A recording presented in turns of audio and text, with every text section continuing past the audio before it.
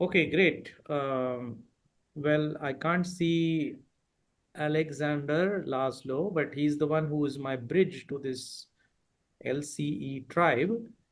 My name is Mandar Apte. I currently am managing a global initiative that actively promotes peace and nonviolence in communities where there is a need. And I don't think there is any single community that doesn't need it.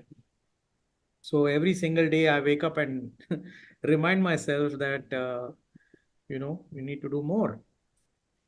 Uh, it's a little bit about me because that's the format of the presentation that we were told to fill. Um, I will walk through the top of the things that I have done or have been blessed to have been able to do. I've produced a documentary film. It sits currently on Amazon UK and Amazon US. It was premiered at Paramount Studios by the Chief of Police Los Angeles. And last month, it was screened at the US Capitol by four congressmen, two Republicans and two Democrats. So the film promotes peace and nonviolence by hosting a journey in India of victims and survivors and perpetrators of violence. Based on that experience, I started the Cities for Peace work, trying to look at how can we bridge the divide. And seemingly it's a divide. Actually, there is no divide. It's just in your intelligence space that there is a divide. There's a logical divide, but at the heart space there is no divide. So the journey that we embark on in the Cities for Peace programs is a journey where we move people from the head to their heart through various activities that are focused on breath meditation practices, spoken word poetry, murals, dance, etc., etc. Prior to these two social initiatives, I spent almost 2 decades working at a small oil company called Shell. Most of the time I spent was in the Game Changer program as the manager of the innovation program. So that made a huge difference in my life. And then, of course, I myself became an entrepreneur myself. For the last 21 years, I'm a meditation practitioner and a teacher. So I teach for this large global organization called the Art of Living Foundation. Its foundation started by India's guru, nominated for the Nobel Peace Prize. Some people here may also know of his involvement in uh, working with the far gorillas to, help them bring them to from bullets to ballots. So I'm associated as a teacher of this foundation. I have never missed a single day of my own yoga meditation practice for 21 years. And that's what keeps me grounded and um, energized, I would say, in the world of turbulence that we are in. Um, this presentation is about the Cities for Peace initiative. The fundamental belief is that peace is not just the absence of conflict. It is maybe an ability that we need to learn, a capacity that we need to build to handle that conflict in a peaceful manner. That conflict need not be just Russia, Ukraine. It could even be in your own home. It could even be generation gap that leads to conflict. So that's where I'm driven to enable people to manage their well-being as they are making these, change-making roles. This background picture is my first entry into this space. This is a group of police officers and gang members and victims of gun violence from the community of Los Angeles that kind of were my guinea pigs 4 years ago. The mission of the nonprofit initiative Cities for Peace is to improve the quality of life by amplifying peace, by amplifying non-violence, and giving people the tools to come back to their nature. Because for me, peace is not anything outside, but it is your nature. For example, when someone becomes angry or frustrated or is sad, we don't like that space that we get into. And we say to ourselves, or we say to our people around us that, hey, I need a timeout. I need to be with myself. That is where that's a clue that our nature is peace. And through our mission, we are giving people the tools and frameworks to go back to our nature. And that nature is, I would say, harmony and peace. Why do we need this? This is data from 2017, 2018, actually. This is America. This is absolutely not the sign of a progressive uh, world power. This is, insult. This is not how we leave the future generation with. This makes me disgusted. But this is the data. This is different types of violence, from homicides, murders, gun violence, shootings, suicides, domestic abuse. This is not a good slide to share, but these are the facts. And different types of violence will exist in different countries. We don't just focus on gun violence. We focus on any type of violence. Um, we understand that when violence happens, it leads to a degradation of public health. It also leads to a deterrence to the business community not to go and do business in those neighborhoods. And quality of life suffers. So, most likely, people will not want to live in those neighborhoods. So, people will want to move out of those neighborhoods. So, in urban settings, any type of violence, if it is on the rise, it will lead to a degradation of public health and public safety. Now, that is where we come in. We work with city officials, and this includes law enforcement agencies also. But more importantly, it's the civil society. So, law enforcement should not even be around. And that means that civil society has taken responsibility for public health and public safety. So those are the stakeholders that we work with: mayors of towns, heads of NGOs, heads of foundations, people involved in policy around public health. Through our programs, we are trying to do three things. We are trying to enhance the mental and social well-being of change makers. Often we have found that people that are involved in change making, they will not take care of their own health. So you will see, big numbers of suicides in police officers, for example.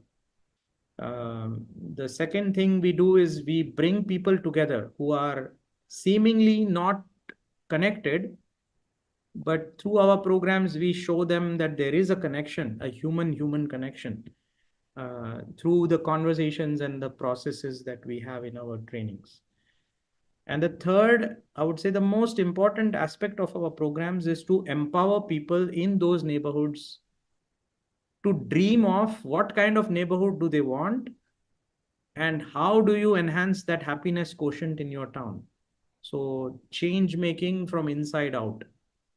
And the way we do this is our vision. So it takes a while for community leaders to make it their vision, because in building that shared vision comes an appreciation and acknowledgement that everybody is traumatized in such neighborhoods. And so usually people in these macho roles like city governments, police departments, they are not willing to acknowledge that they are also traumatized.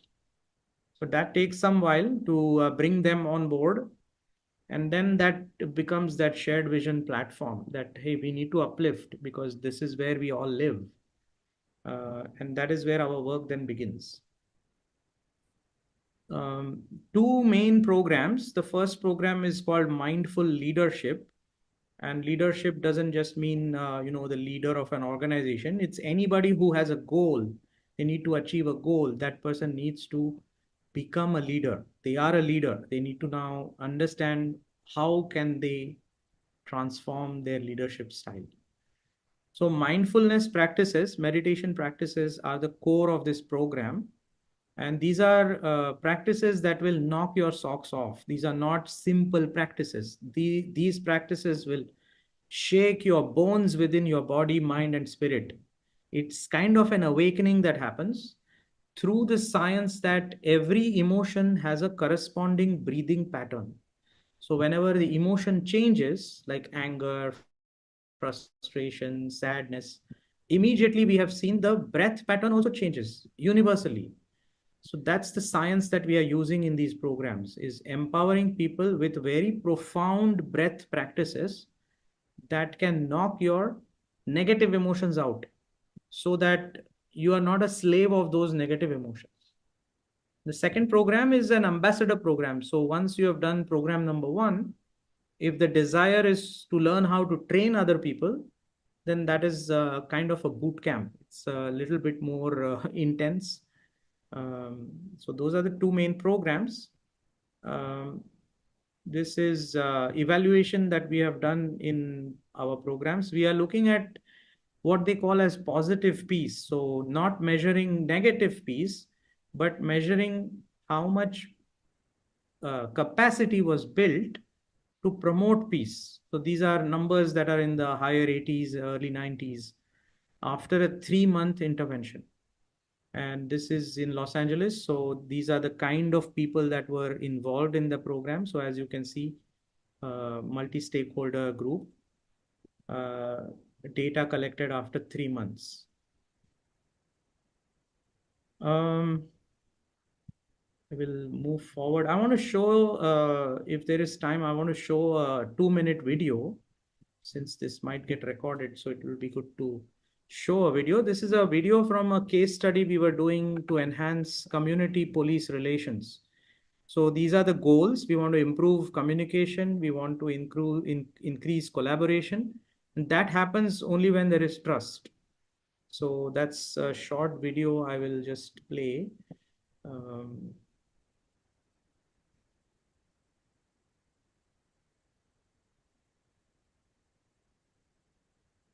And let me make sure that I share my screen and the sound.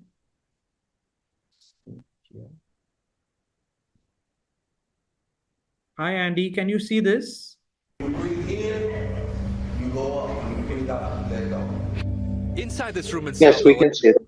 Maybe do a full screen. An unlikely group of people, in a way even they never thought possible. When it first started, I thought he was crazy. Day one, I got out of the car and I saw Chief Cato, and I'm like, oh snap, the police. A bit skeptical, something different. Officers, former gang members, LA residents who admit they had a negative view of police now look forward to these moments when they can get together to just breathe. We're all human and we're all trying to walk this earth, trying to find answers and trying to live a better life. The man connecting this unlikely group, Mandar Apte, with Cities4Peace. It has to start somewhere. Apte and his program promote non-violence in a notoriously violent place, South LA. And that is why Apte picked this area to introduce deep breathing, meditation, and yoga. If LA can become the change, then it creates a ripple effect. At first, these people were skeptical, but eventually, all of that floated away, and they became believers. It helped me a lot with this exercise. We can come together as a community and, God, make it better. It works. It got me to live in the now. It's a peaceful place. These exercises arm everyone here with compassion, empathy, and self-control. The breathing was good because it taught me how to relax and how to be with one within my body, mind, and soul. If I can control my breathing, I can control my thoughts, therefore I can control my actions. That includes officers out on calls. We've seen the good, the bad, and the ugly. Who have to arrest people. We're a little bit more understanding in terms of how they feel.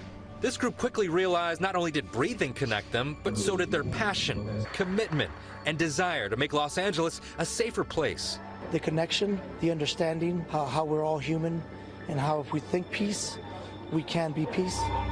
Something so simple, creating bonds, forging friendships. I was able to see past the uniform and see them as human beings. And I would like to think from the experience that they were able to see me in the same light. Everybody was comfortable. We were hugging, and I will continue to do it.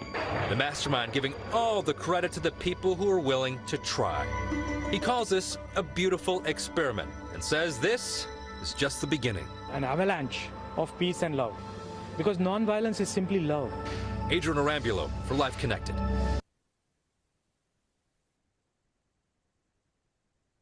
Okay, that was that.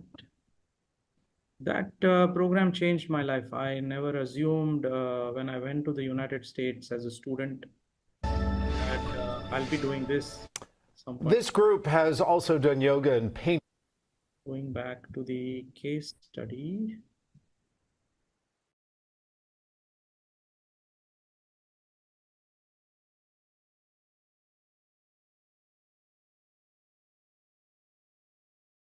Sides. It can be school violence. It could be, community tension between refugees and local people.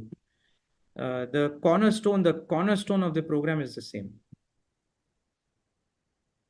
So, like I said, we are looking at not reducing violence, but we are looking at promoting peace. And that requires a step change in the thinking. So we are looking for enlightened leaders who understand that violence can happen anywhere, it can happen anytime. And how am I using the peaceful time to build the capacity for promoting that peace onwards?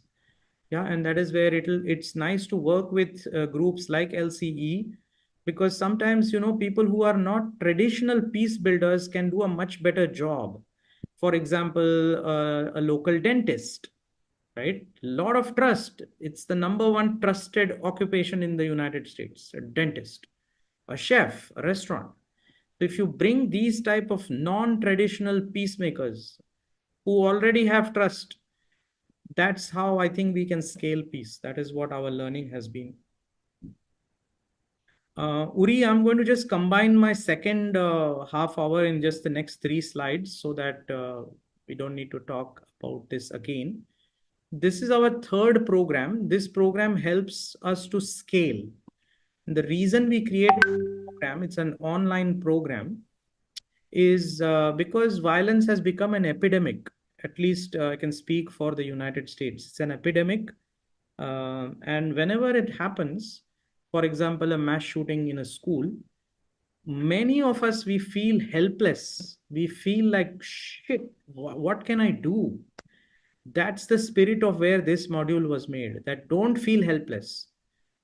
Take this online program and bring it in your own child's school. Bring it in your own church, bring it in your own organization, so that you are actively promoting peace. You cannot change the world, but maybe you can change the world you can influence. So these are the 3 components of this online program. Roughly 1 hour is what it takes.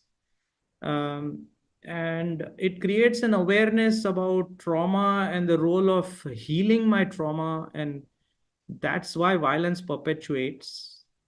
And second, what it does is it creates an experience of how people who have been traumatized during their journey in India, we are sharing with them these breath and meditation tools, and they are sharing how it has benefited them. So through a storytelling format, we are inviting the people who watch this module to manage their own trauma, right? So that is how it has been creatively made. It consists of, like I said, a documentary film, peace building work in LA, the framework for healing and negative emotions, and guided breath and meditation practices that are very safe to do and easy to learn.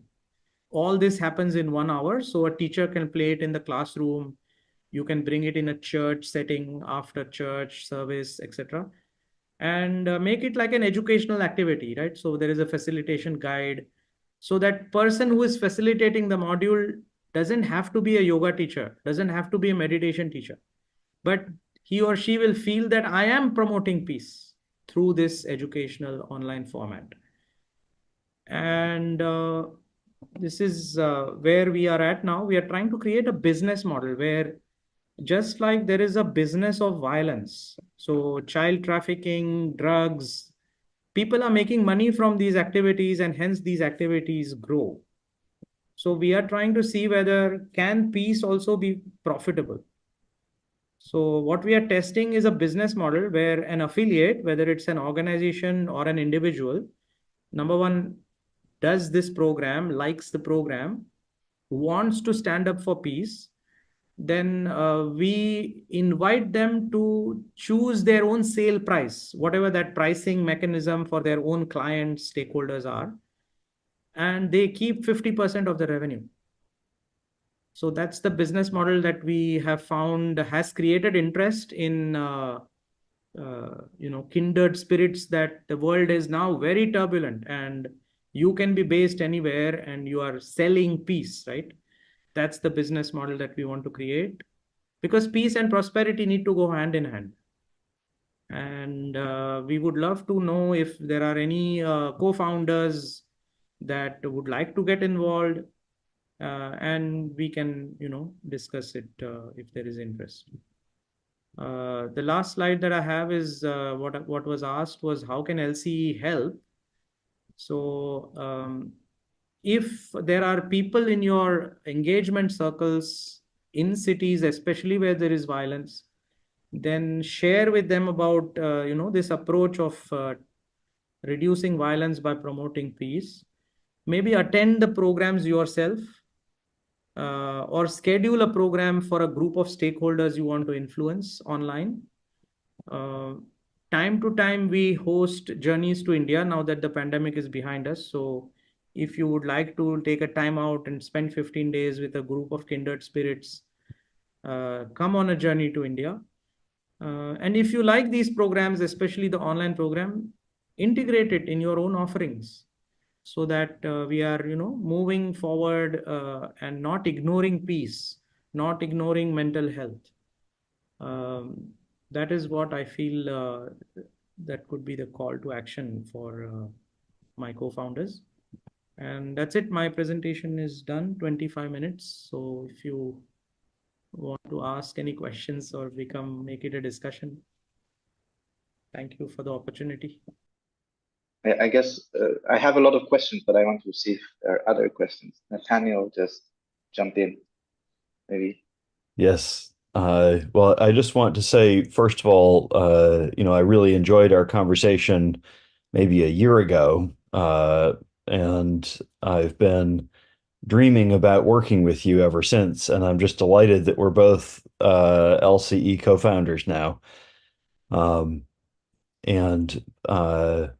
so as you know, Mandar, the Bildung component of the Sonic or neighborhood parliament movement is really important.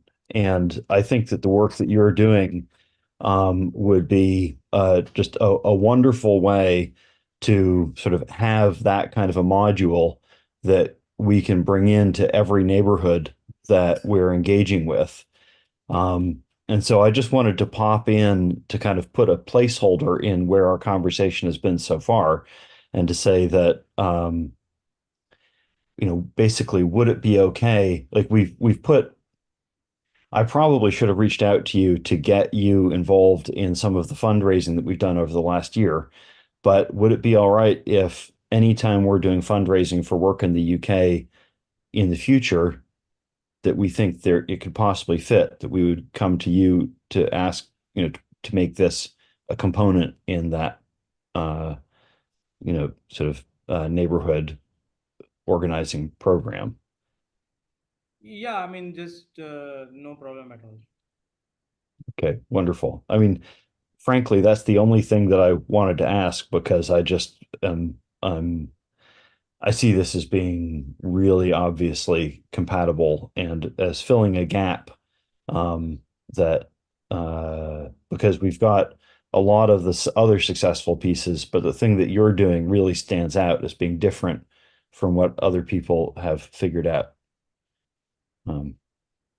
Yeah, no problem. Absolutely no problem.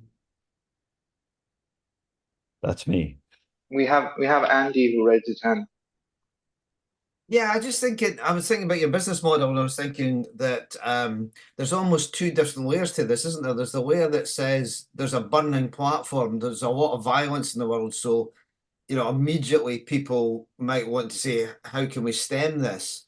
But I think what Nate suggested is that the bigger work's almost in the much more subtle foundation that you can grow. Where the problem is there might not be so much understanding of the need for it, but actually there is, because that's the basic foundation, isn't it? So it's an interesting one, Mandar, that yeah, how do you get this everywhere so that it's not the firefighting bit isn't necessary, right? So yeah, that's something that I'll talk to Ferriel about, because I think that's really interesting. Well, and you, but I think that's really interesting, especially with this Global Academy for City Mayors and city leaders. Yeah. So how do we get that in under the radar? But yeah. Anyway, just thinking out loud. Sorry.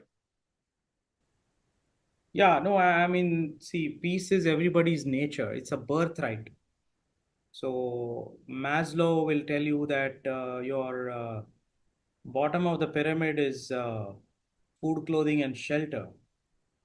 And if you come to the villages of India, people don't have food, clothing, and shelter, and they are much more happy, much more peaceful. They sleep much better than a millionaire. So that Maslow's triangle doesn't apply. It's a nonsense Western framework, right? Peace is your nature. Contentment is your nature. And that's fundamental education of how do you come back to your nature is missing in today's education. We are educating people on how to create business models, scale up, la la la la la. But what are we not educating is how do I manage my emotions so that I don't become a victim of my emotions. Today, if I'm angry, nobody will want to work with me. So that is where I think we have to reimagine, make it, it has to percolate. And so our focus is go to people who really need it. So it's the victims of violence, it's the survivors of violence, it's the law enforcement that, has a lot of stress. I don't know how these guys do their job. And they're programmed to not say that they are mentally not well. So that is where we have to go and help them. So recently, 200 officers did this module in Seattle PD, and we have researched on how these techniques have helped them sleep better, more energy, etc., which is obvious. But having that Seattle PD mark on this research is going to make other police officers also inquisitive that, maybe these American officers, maybe we should try it in the UK. Right? So that is how I think our network of networks is where I got most excited about the LCE tribe, that this is a tribe that is a network of networks. So now that the proof of concept, I would say, has been done, how do I plug into a network of networks? So, yes, Marilyn. Thank you, Mandar. Very inspiring. I did some work with the justice system when I was in Canada for a number of years, and I know that I think they would be very inspired with your work. And I know in our tribe of networks, lovely way of putting it, we have David Gershon, and he's doing his work with Peace on Earth hubs. I'm just wondering, have you encountered David yet? Oh, we have to make an introduction there, because he's been working on a global basis and has a learning program. And I think it would be very powerful to integrate the work that you're doing with what David is doing. And I think that's something that we'll have to do. Thank you. Marilyn, have you come to India? Have you visited India? Yes, I have. Yes. But I would always welcome an invitation to come back. No, so I was telling Ferial and Alexandro Laszlo that maybe we should do a 2-week LCE co-founders trip. That way we get to bond with each other, dip in the Ganges, like do this kind of immersive experience.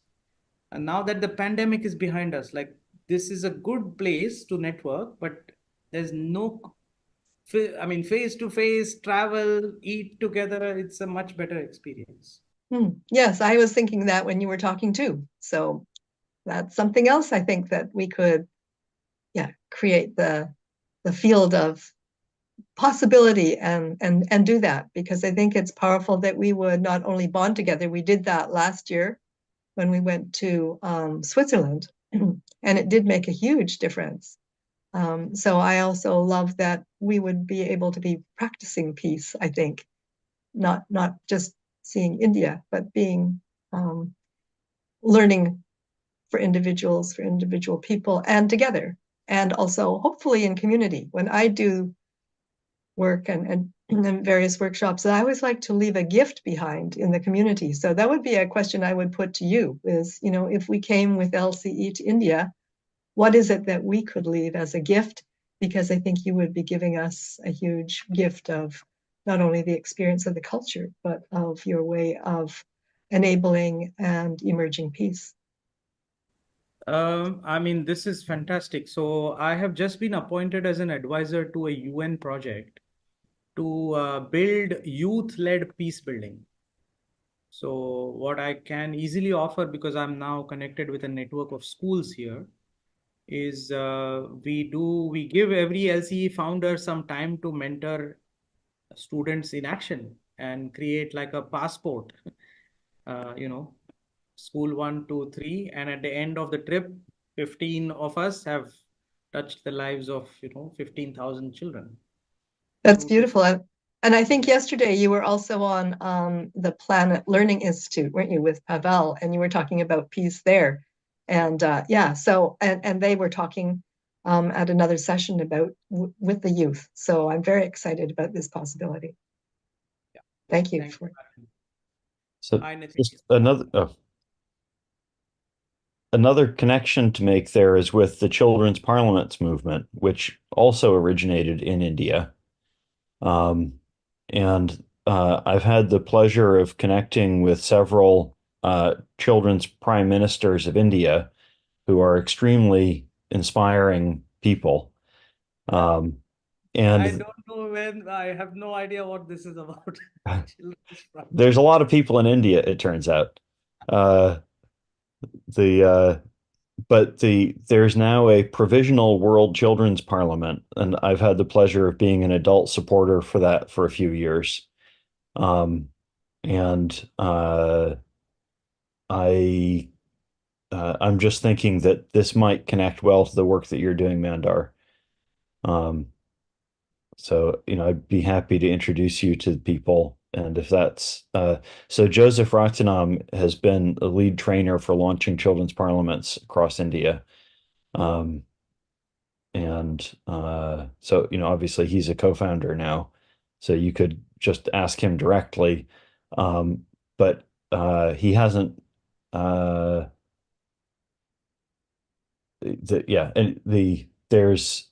he's kind of pulled together a coordinating group for people supporting children's parliaments across India.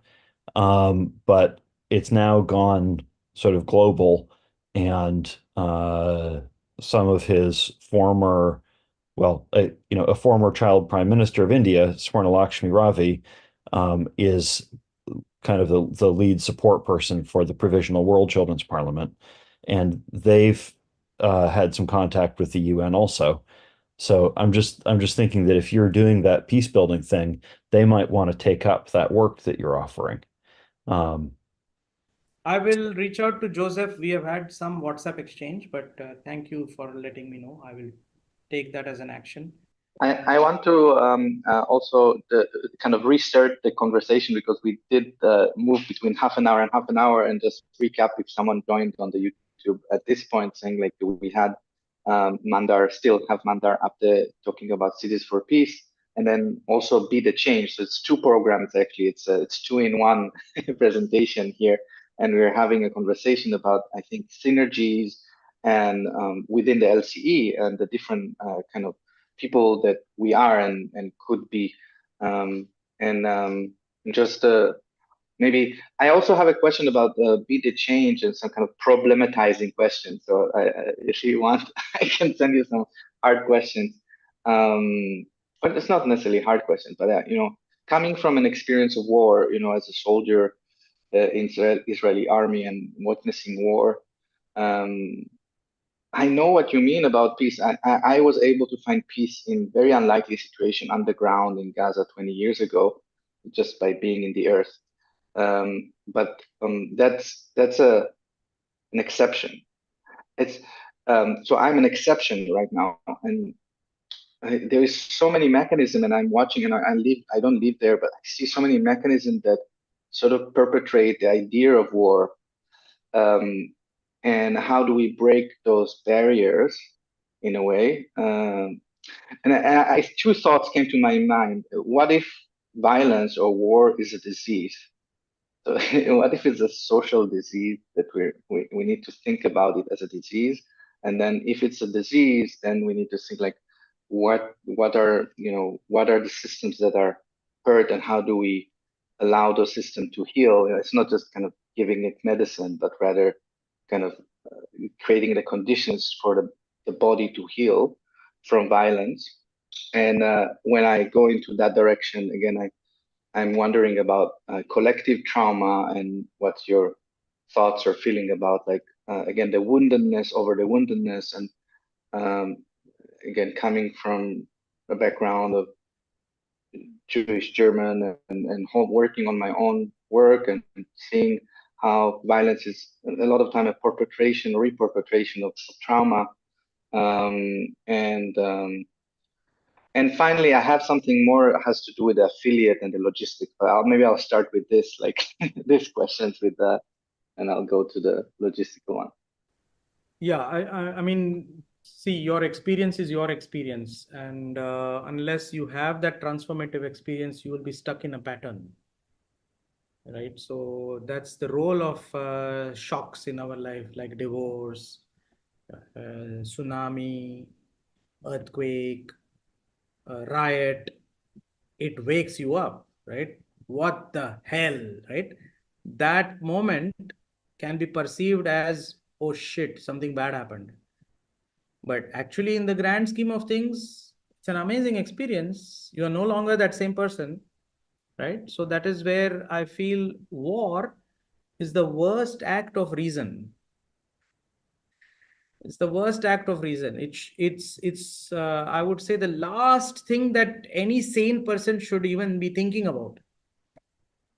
So that's where I come from, that give peace a chance, but it cannot happen unless that inner awakening happens. Right? So that's where just telling people, Israelis and Palestinians, okay, forget about what happened, it's not enough, So that's where some tools have to be given. Just like there is a whiteboard or a blackboard in the classroom, and the teacher writes with a chalk or a pen, right? And it's all filled. That's our mind. It's filled with impressions. So now you need a duster. You need a duster that you can clean it.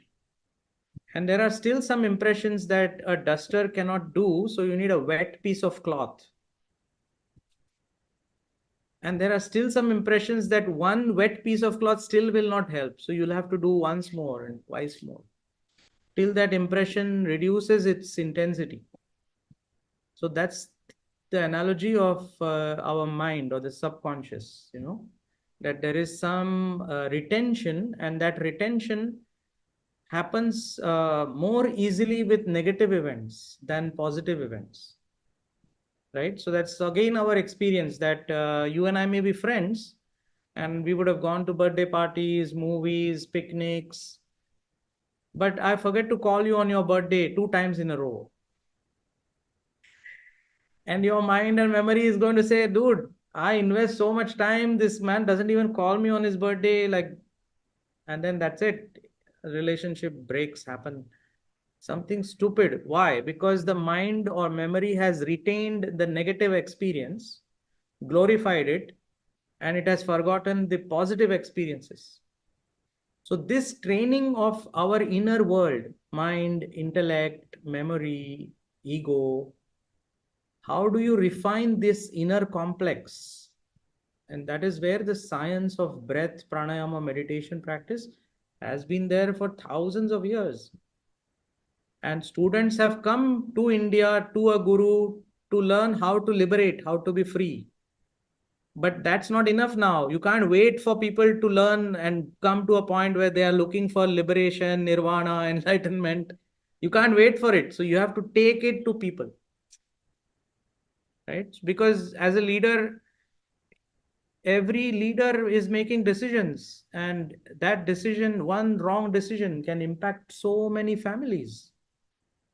So that's where we have to take the science of these indigenous cultures, whether it's music, art, dance, whatever that science may be. I am representing the science and culture of India because that's where I am born and brought up. And this science has healed me personally. So I can stand up for it. And everybody is breathing. So you cannot say, no, no, no, I will not breathe, right? So that's my long answer to your question. Trauma basically, is also intergenerational, and it's also land-based.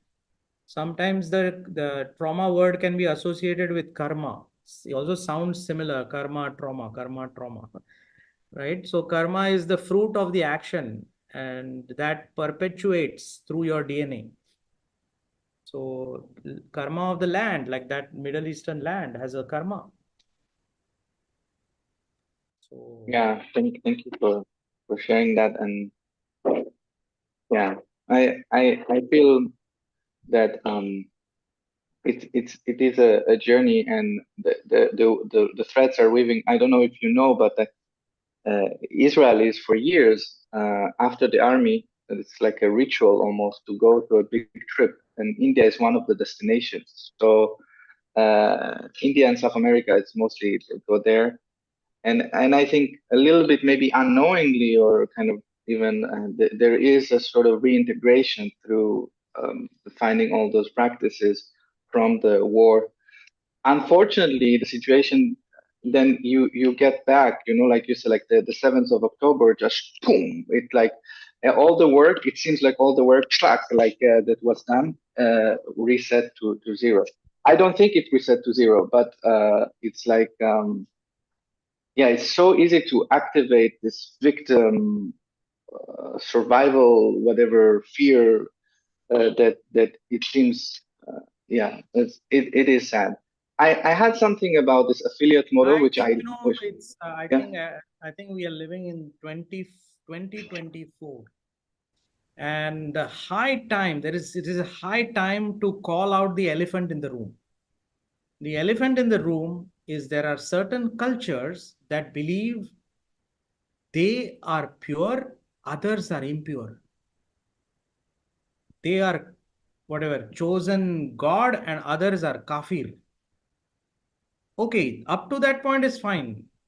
Next level of belief, and the next level of belief is they don't deserve to live. That is where the problem now begins. So that is where it has to be called out that we are all a connected society. I need to respect you, but you have to respect me also. As long as we honor life, all is fair game. You can pray to the east, I can pray to the west. We don't need to talk and agree on everything, but honoring life, that has to be fundamental. It's 2024.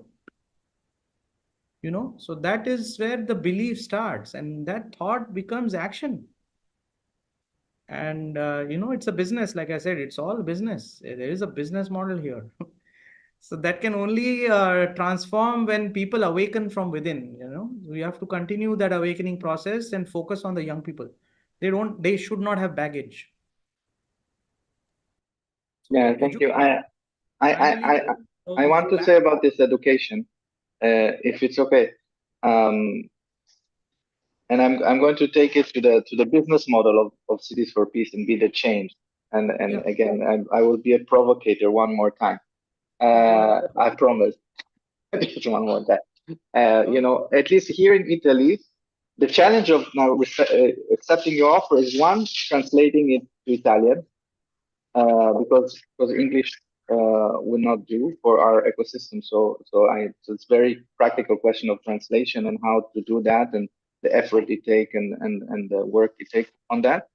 And the other thing is we try to work with schools here, which I think is the most important thing. The problem is the schools don't have money, or it, or they say they don't have money, but they kind of, and getting the schools to do the program and get it in, it has to do with funding, and it has to do with things. And I wonder if part of this affiliate program should also be somehow mentoring or supporting people to get the program working where they are, both in terms of language, but also in terms of kind of funding it, because sometimes the people that really need it cannot pay for it. So, even the school, so just if that's something you thought through in the business model, or uh, So I'm an innovator, and the innovator's job is to innovate and solve the problem. So your first problem is language that we can translate. It's $1 per minute. English can be translated to Italian. That audio file we can integrate in that video file. That's done. So 1 hour program, $60 done. Okay. Getting it into schools, I would say very simple. Find 5 Indian restaurants. Okay, that means there are 5 Indian businessmen. Ask them to sponsor in one school and invite them to give certificates at the end of the thing. Nice photographs, nice article in the newspaper. That's your content that you have created. Interesting, beautiful video of screening experience in Italiano, and that's it. That's the marketing material you need. And you make it attractive for parents to say, hey, I want to sponsor the screening in my child's school. And you choose your own price, yeah? So don't make it $1 million. So keep it so simple that anybody should say, oh, $200, euros, I'll do it. Yeah, I think this is exactly what you just gave me as the mentoring. Yeah, that of course that I will offer, and I'm offering it to through you to other people who will listen. That innovator's job is to solve problems, right? We solved 2 problems right now. So next time you go to an Indian restaurant, make friends with the owner, and just say, I want to invite you as a chief guest. Will you come? Well, it's difficult to find good Indian restaurants in general, but I know that in Pisa, in the city of Pisa, there probably are 5 Indian restaurants. So I'll work on that lead. I take it as a lead. I'll even try it with Chinese. There's more Chinese than Indian, and Italian. Who knows? I think it's a good promising lead. So thank you for that. Or there will of course be India, Italy Business Chamber of Commerce. There will be businesses that are doing millions of dollars business between India and Italy. All you need is one. Make sure that it is documented. And that person you ask, do you know one more person? There is so much wealth in the Indian community, NRI community, that if you even think about, like I know a friend who's now an Italian citizen, Indian guy, Italian citizen. He has enough money. If you give him a proposal that, okay, can I bring 20 teachers from 20 different schools on a 10-day journey in India? You can travel with us, Mr. Billionaire. We can go to your village. So just one, all you need is one school, one person, and then document it. And that's your rolling. Yeah, I know. I like this, and I think it's great. I'm not sure if you even should call it affiliate. I think you should call it a mentoring program or ambassador program, because what you're offering is much more than a regular affiliate link where you just kind of just do the thing. But it's that value of how to get the work done, which is mostly the where a lot of people get stuck. Like how to I actually, I was just before this call, I was speaking with somebody in the UK who has done the module, and he wants to help, but he's stuck. He says, okay, what should I do next? And I said, okay, don't think big. Just think of 5 people that trust you and bring them on a call with me. Okay, so now you think about those 5 people that have a potential to take it to the next level. Okay, so one person he brought was the owner of what is the travel tourism, the sightseeing buses in London, the red bus, they stop and go. Nathaniel will know. I hope Nathaniel knows. I don't know. But you know what I'm talking about, right? These are red buses that stop and you can board them and look at the sightseeing and then board the next bus. Yeah, that business he runs. So I asked him, how much is your footfall every day? So it is close to 30,000 people every month, roughly. 1,000 people every day. And I said, what is your price? So he said, for a full day tour, hop on, hop off, whatever that analogy is, it's 29 pounds per person. So I said, can you add 1 more pound per person? We'll give them the module at 1 pound per person. But you need to now write an emotional appeal to them saying, you are our customer. It's a turbulent world. We care about your personal well-being. Now this is a gift from us, subsidized, 1 pound. Watch it with your own family. Okay, so anybody who's paying 29 pounds, they will not think twice to 30 pounds. But what do we get? We get 30,000 customers every month.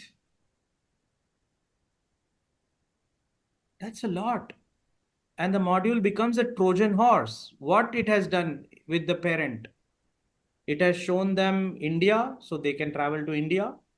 It has shown them peace building in LA, so they can think, oh wow, can we do it in my city? I would love to talk with this person, Mandar. Yeah, can I bring this module in my own child's school selfishly? So for all this, I'm subsidizing my price to 1 pound. So that is where, the affiliate actually is not an affiliate. You are right. It's an ambassador of also. So it's a peace business school / mentoring program. Peace. I'll give you the Seattle example. Okay, Nathaniel, Seattle police chief has done my online workshop, meditation workshop. And so I told him that, hey, this is my module. Your officers are not going to raise their hand and say, Chief, I have a mental health problem. Don't ask them, just give it to them. And so he said, what's your price? So I said, it's $50 per person, but for you, $1 per officer. So that's what they have now paid. It's a Trojan horse. It goes in the heart and mind of the officer. All I need is one officer that will go to the chief, watch my peace building work in LA, and tell the chief, we need to bring Mandar in Seattle. So that's it's it's like a Trojan horse. So but now what I have to do is I have to prove that business model, that just like I have made money and promoted peace over the last 4 years, anybody can do it. That's where I need a network of networks, that people who are already doing service, people who are already thinking about peace, harmony, trauma healing, right? This is just one more modality to make money for them also. Like think of a yoga studio, Nathaniel. Like, so many people must be going to the yoga studio. Okay, $10 an hour, whatever, $20 an hour. So yoga teacher actually is a game changer. He or she must at least know 500 students in their city. but they don't do anything with that network. They have a huge network. So that's where the potential is, that peace and money, prosperity, both. So let's see. But yeah, Uri, I think the translation is easy. I know a service that can translate English to Italian. It's $1 per minute. Yeah, well, it's we can do automatic. Ilaria can translate, and yeah, who knows? I was just looking the Tower of Pisa. So I just checked how many people visit it every year. So in 2018, there was 1.5 million visitors in the Tower of Pisa. That's 2018. It's probably went down in COVID and went back up again, and from all over the world. And they just go there and come back. Like, they don't usually see the city. They just go up the tower. They pay maybe 30 euro for a ticket. We can talk with the museum. Yeah, See. correct. Correct. No, I think that's my role, is to help think through and scale. I think that is where we have to think. Like all these Israeli people that come, right? They're all young. They've just finished their military. And data, according to me, it's about 50,000 per year. That's a lot of people. They are staying in India. They are whatever doing smoke and drugs in the mountains. Like, I'm sure they are doing all of that also. Yeah. But they are ambassadors. They can be ambassadors. They can be trained. They can. If you just get 1% of them to become peace ambassadors, you might change the Middle East. Absolutely, yes. And we cannot give hope, because you have no idea who we will meet. Right. I met with the ambassador. I met with the Consul General, Israeli Consul General, Mumbai, a few months ago. They don't show any interest, I think. I don't know why, but they don't show any interest. So we don't need a political person. We need a civil society. We need a school teacher. We need a nurse. That's where I think going to a bureaucrat is no use. Yeah. Yeah, I have some thoughts. So let's see if we can get that happen. Nathaniel, we're 2 minutes towards the end of this, and Nathaniel, if you want to share something more or ask. Well, no, I mean, I'm just as I said, whatever many minutes ago that was, I need to follow up with Mandar, and I guess I'll just say that helping local people sell the transformative packages, certainly including the kind of work that you're offering, Mandar, but also including various other elements of it, has been something that I have been wanting to make possible for a long time, and just haven't gotten the systems together. And I'm hoping that this is the time when I'll be able to offer that to people. So let's just see. Yeah, lovely. Thank you for this engaging discussion. Uri, I send my prayers and blessings to your region. We are all struggling. I have no idea what we should be doing. So if you know anybody from that region who is looking for peace of mind, mental well-being, I'm happy to do free sessions. So gather them online. I'm happy to share whatever I know. At least I want to help them move from helplessness to that state of openness, right? Yeah, I will. So I am part of some activist network like Combatants for Peace, and that they are already kind of awakened to some level, but I think there is work, and maybe I can figure out other partnerships. So I'll keep searching in my mind, see who to connect with. And I think like I said, if you know these members, and if you know them that they are physically in the Middle East, and yes. after you do the module, and if you like it, for this stakeholder group, free, or $1 per person, like no price. Let's give it. But first you vet it, yeah. You see it first. Yeah, it's on my to view list. Thank you for hosting. This was a very engaging conversation. Thank you, Nathaniel. Thank you, Mandar.